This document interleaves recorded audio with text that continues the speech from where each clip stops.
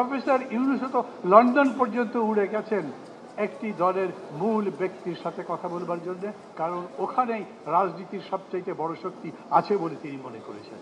আমরা সংসদ নির্বাচন করতে চাই। কেন? নির্বাচন যদি সংসদের না হয় তাহলে দেশে একটা অন্ধকারের শক্তি আবার ক্ষমতায় আসবে। অতএব আমাদের সর্বাত্মকভাবে চেষ্টা করতে হবে যাতে নির্বাচন হয়। একটা নির্বাচন হবে, আমি মনে করি নির্বাচন একটা হবে, সবাইকেই করতে হবে। যারা মনে করছেন যে এইভাবে নির্বাচন করা যাবে না, তারাও দেখবেন এইভাবে যদি নির্বাচন না করি তাহলে যেই অবস্থা আসবে, যেই ভাব তৈরি হবে, সেই ভাবের মধ্যে রাজনীতি করতে পারবেন না। এই কারণে সবাই যুক্তির কাছে আসতে হবে। গণতন্ত্র মানে খালি মেজরিটি মাইনরিটি না, গণতন্ত্র মানে সঠিকতা বেঠিকতা, গণতন্ত্র মানে সত্য মিথ্যা, গণতন্ত্র মানে ভুল নির্ভুল এবং তার বিপরীতে সঠিক একটা পথ বার করা। সেই চেষ্টা আমরা সবাই মিলে করছি।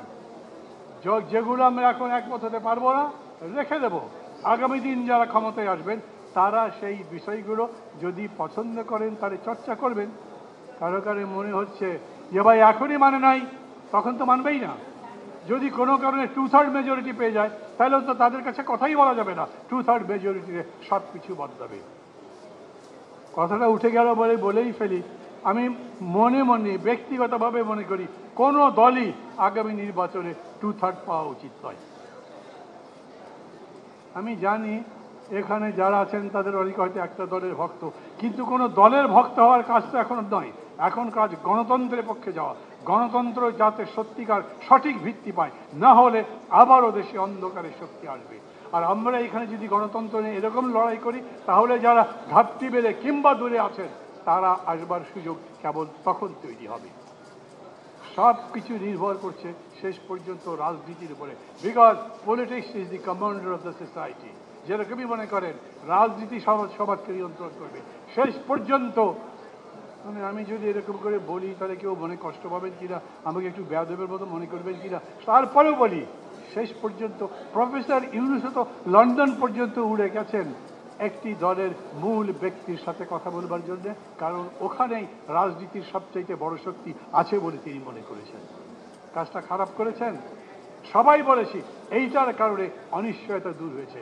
আমি আজও একই কথা বলি, দেশের সব অনিশ্চয়তা দূর করে নির্বাচন করতে পারার মধ্যেই এই জুলাই অভ্যুত্থানের সার্থকতা নির্ভর করে। এবং তারও পরে ওই নির্বাচন যদি আমাদেরকে সত্যি সত্যি গণতন্ত্রের পথে ধাবমান করতে পারে, গণতন্ত্রের পথ সুগম করতে পারে, আমরা সবাই মিলে যদি গণতন্ত্রের চর্চা সেই পথে করতে পারি, তখন বলতে পারবেন এই অভ্যুত্থান সফল হয়েছে। আমি কথা আর বাড়াবো না। যতক্ষণ পর্যন্ত শুনেছেন কাউকে আঘাত করবার জন্য আমি বলিনি। আমি হয়তো এরকম বলতে পারতাম, ফখরুল ভাই 200 আসরেই নমিনেশন দেন, আর দেওয়ার দরকার নেই।